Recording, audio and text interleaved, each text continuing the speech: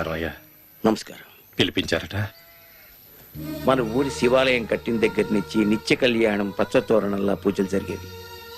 ఈ మధ్య చాలా రోజులుగా పూజలు జరగటం లేదని విన్నాను.